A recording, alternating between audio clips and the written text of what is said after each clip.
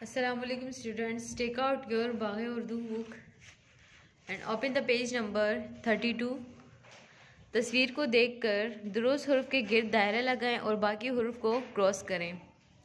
Sofa, सोफ़े का पहला हुर्फ किससे आता है?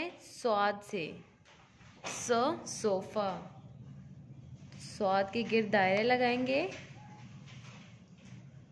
और बाकी हुर्फ के क्रॉस करेंगे।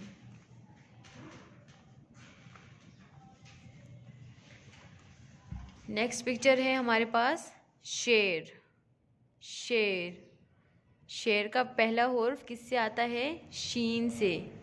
तो शीन पर दायरा लगाएं और बाकी हुर्फ के गिर्द क्रॉस करें। साइकिल, साइकिल, साइकिल का पहला हुर्फ सीन से आता है, तो हम सीन के गिर्द दायरा लगाएंगे और बाकी हुर्फ के क्रॉस कर देंगे। ज़ाया, ज़ाया, बेटा ज़ाया का पहला हुर्फ आता है ज़्वाद से। ज़्वाद से ज़ाया और बाकी हुर्फ को क्रॉस कर देंगे।